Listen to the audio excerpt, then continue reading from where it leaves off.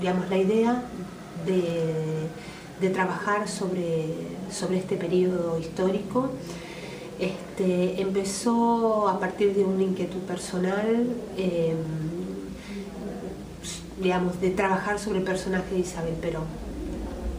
Era un personaje al cual yo venía, digamos, poniéndole el ojo hace un tiempo.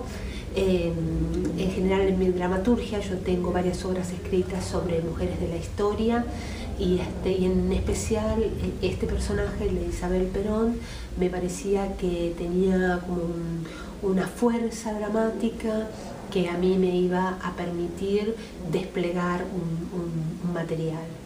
A partir de ahí empecé un trabajo de investigación, no tanto, digamos, apoyado en la época, sino sobre todo en ella. Primero, bueno, cantidad de material bibliográfico y después sí una serie de entrevistas con personajes que habían estado, con personas, mejor dicho, que habían tenido vinculación con ella, sobre todo en la etapa en que a ella le tocó asumir la presidencia de la nación.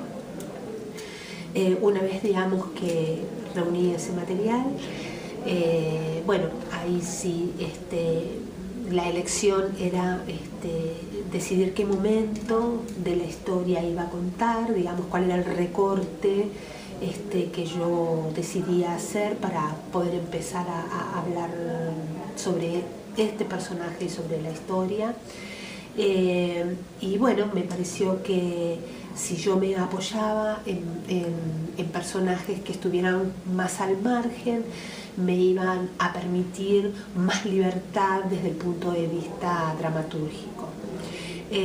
Por eso, digamos, elegí trabajar sobre los sirvientes de la quinta presidencial y tomar, digamos, el momento como más álgido en la vida de ella, que es, bueno, que comienza el día que muere Perón y termina con la caída de su gobierno.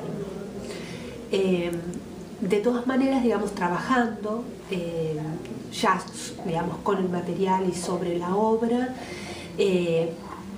digamos, era como muy difícil que no se me filtrara la voz de ella, y yo no quería que apareciera en ningún momento la voz de ella, digamos. Para mí lo importante era, digamos, dentro del material que yo estaba trabajando, que el personaje de ella ingresara a través de lo que los sirvientes narraban. Como la voz se seguía filtrando, entonces yo empecé a trabajar como en paralelo. Por un lado trabajaba la obra y las voces de los sirvientes, y por otro lado trabajaba, por otro lado, digamos, fuera del material, la voz de ella. Y entonces esto dio como resultado otra obra que fue un monólogo sobre ella que se llamó La que no se nombra, Isabel Perón, que bueno, que fue una obra que se presentó en la Biblioteca Nacional, que la hizo Karina K. Y entonces eso me permitió, bueno, como trabajar con más libertad el personaje luego de los sirvientes.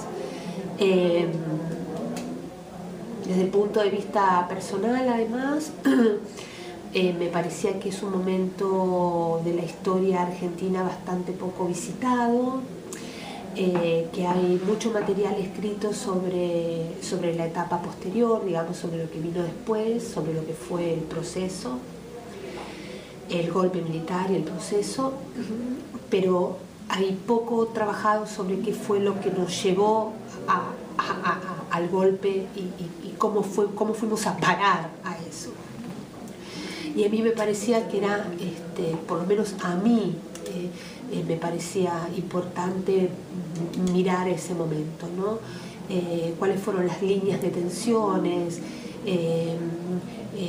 digamos, las alianzas, las traiciones que se tejieron para desembocar en semejante desastre histórico que nos costó después, lo que nos costó tantos desaparecidos.